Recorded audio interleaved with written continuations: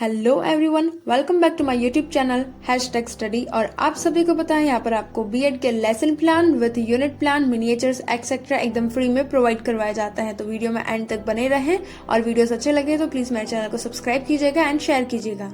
Guys, आज का हमारा टॉपिक है कोशिकांग सेकंड, यानी कि पहले मैंने जो वीडियो डाला था इस यूनिट का, जीवन की मौलिक इकाई कोशिका का, मैंने थर्ड वीडियो डाल दिया था। आज है हमारा 4th नंबर का लेसन और इसका नाम है कोशिकांग सेकंड। ठीक है, तो पाठ का महत्व जल्दी से शुरू करते हैं कि विद्यार्थी कोशिका में पाए जाने वाले विभिन्न कोशिकांगों के विषय में विस्तार पूर्वक अध्ययन कर सकेंगे। पाठ्य वस्तु विश्लेषण की बात करें तो कोशिकांग का आपको नाम लिखना है, 3 पार्ट करके माइटोकॉन्ड्रिया, राइबोसोम और राजधानी आपको लिख देना है। फिर आता है आपका पाठ के उद्देश्य। पाठ के उद्देश्य में सिंपली आपको ऐसी टेबल बना लेनी है। ज्ञानात्मक की बात करते हैं कि विद्यार्थी कोशिका व कोशिकांगों के बारे में प्रत्यास्मरण कर सकेंगे और विद्यार्थी कोशिका में उपस्थित कोशिकांग जैसे कि माइटोकॉन्ड्रिया आदि के बारे में प्रत्यक्ष ज्ञान कर सकेंगे।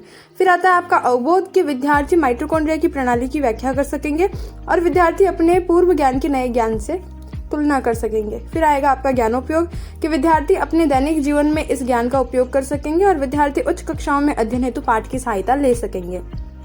चौथा आता है आपका कौशल यानी कि स्किल्स का।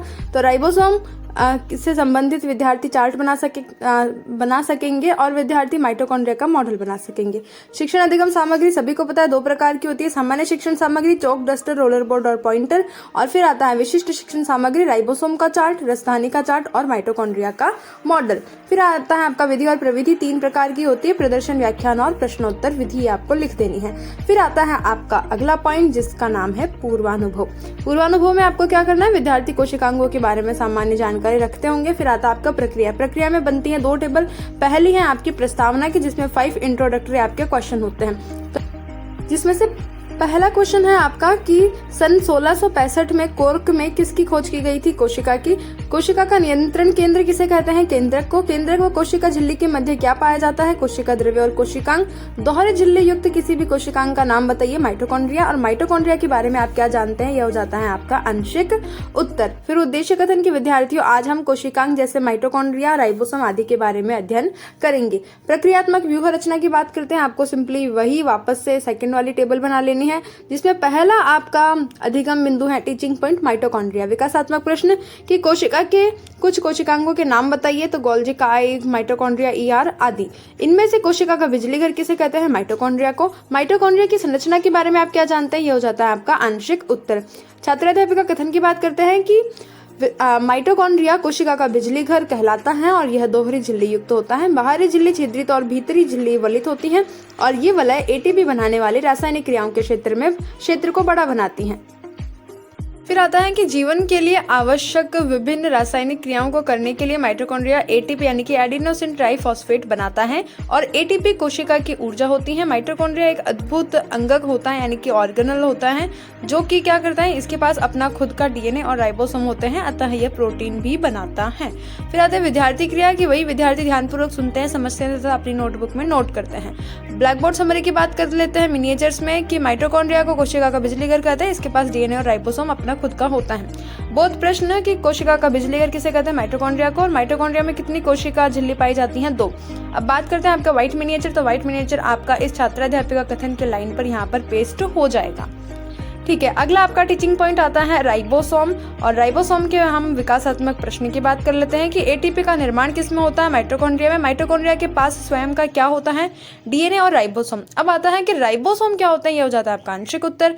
फिर आता है कि छात्राध्यापिका कथन, राइबोसोम सभी जीवित कोशिकाओं में पाया जाता है और राइबोसोम आरएनए और प्रोटीन से बने हुए बहुत ही महत्वपूर्ण कोशिकांग होते हैं जो कि आनुवांशिक कोड को अमीनो एसिड की श्रृंखला में परिवर्तित करते हैं। राइबोसोम को राइबोन्यूक्लियो प्रोटीन के नाम से भी जाना जाता है और यह 2 उप इकाइयों का बना हुआ होता है। पहली उप इकाई होती है आपकी बड़ी और दूसरी उप इकाई होती है आपकी छोटी। राइबोसोम 2 प्रकार के होते हैं, 70S राइबोसोम जो कि प्रोकैरियोट्स में पाए जाते हैं और 80S राइबोसोम जो कि यूकैरियोट्स में पाए जाते हैं। राइबोसोम कोशिकीय कार्यों को करने के लिए आवश्यक प्रोटीन बनाने के लिए अमीनो एसिड को इकट्ठा करते हैं और विद्यार्थी ध्यानपूर्वक सुनते हैं, समझते हैं, ये विद्यार्थी क्रिया हो जाती है। मिनिएचर्स में राइबोसोम को राइबोन्यूक्लियो प्रोटीन कहते हैं और ये 2 उप इकाइयों का बना हुआ होता है। बोध प्रश्न कि राइबोसोम किसका संश्लेषण करता है, प्रोटीन का। राइबोसोम कितने प्रकार का होता है, 2 प्रकार के। यहाँ पर आपका व्हाइट मिनिएचर पेस्ट हो जाएगा, ये रही आपकी मिनिएचर के पिक। उसके बाद में आता है आपका थर्ड और लास्ट टीचिंग पॉइंट, रसधानी। और अभी तक अगर चैनल को सब्सक्राइब नहीं किया तो प्लीज सब्सक्राइब करना बिल्कुल भी ना भूलें। फिर ठीक है, विकासात्मक प्रश्न, कोशिकांग किस में उपस्थित होते हैं? कोशिका द्रव्य में। कोशिका द्रव्य पादप कोशिकाओं में किस में पाया जाता है? रसधानी में। और रसधानी के बारे में आप क्या जानते हैं? ये हो जाता है आपका आंशिक उत्तर। छात्राध्यापिका कथन, लो भाई अब बोलना है हमें बच्चों को कि रसधानियां ठोस तथा सरल, ठोस या तरल पदार्थों को की संग्राहक थैलियां होती हैं और जंतु कोशिकाओं में रसधानी छोटी जबकि पादप कोशिकाओं में यह बड़ी होती हैं।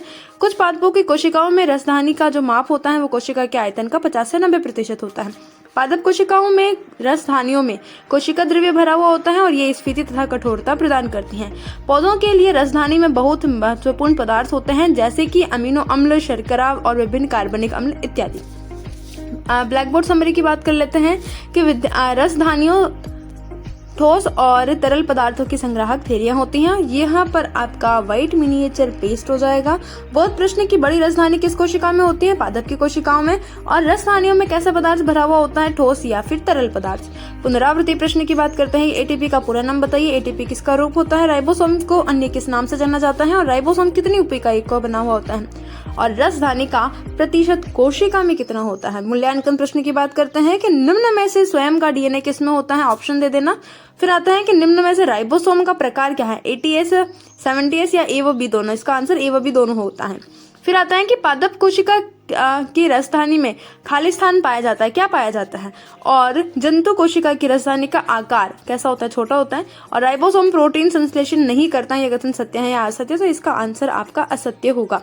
गृह कार्य की माइटोकॉन्ड्रिया और राइबोसोम का सचित्र वर्णन कीजिए। संदर्भ राजस्थान राज्य शैक्षिक अनुसंधान एवं प्रशिक्षण परिषद उदयपुर। और समालोचनात्मक स्वमूल्यांकन के विद्यार्थी TLM की सहायता से पाठ को सरलतापूर्वक समझ सके। अगर वीडियो अच्छा लगा तो प्लीज चैनल को सब्सक्राइब कीजिएगा, लाइक शेयर कमेंट ऑल्सो। तब तक के लिए see you, have a good day and bye bye.